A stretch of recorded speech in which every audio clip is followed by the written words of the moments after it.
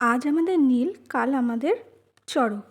Hello friend, welcome to my channel Tinku Gautam official. তোমরা কেমন আছো? আমি খুব ভালো আছি, কারণ আজ আমাদের পুজো, মহাদেবের পুজো।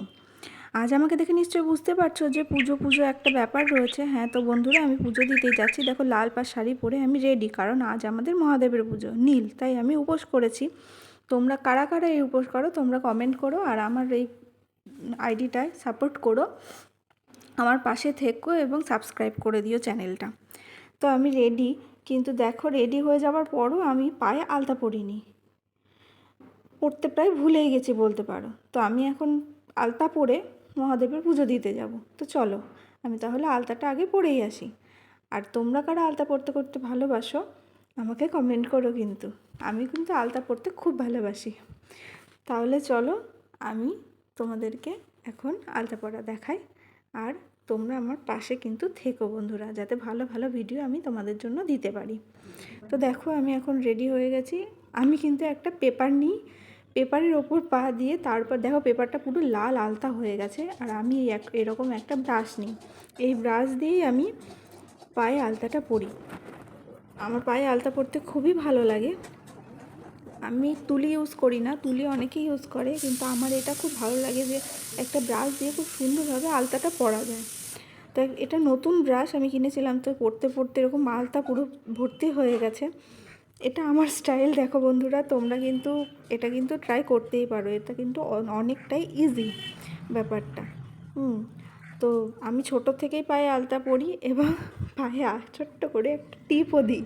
তোমরা কারা কারা এই টিপ দিয়ে আলতা পরতে ভালোবাসো তোমরা কমেন্ট করো কিন্তু, হ্যাঁ।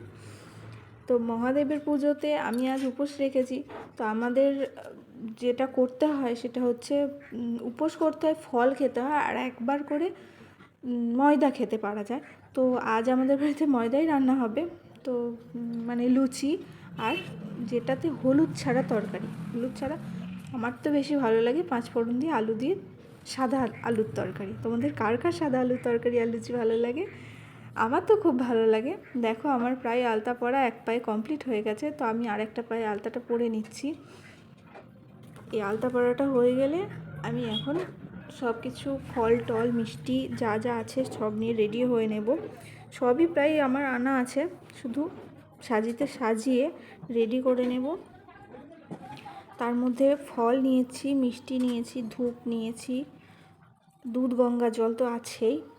শুধু জানো, এই দেখো কিভাবে আমার পায়ে আলতাটা লেগে গেল। অত সুন্দর করে আলতাটা পরতে গেলাম, তো আলতাটা এইভাবে লেগে গেল। তো যেটা বলছিলাম, শুধু আকন্দ ফুলটা জানো তো বন্ধুরা, আমাদের এখানে সব গাছ থেকে আকন্দ ফুল আগের থেকেই সবাই তুলে নিয়েছে। যাই হোক, কষ্ট করে হয়তো 2-4টে ফুল আমি জোগাড় করতে পেরেছি।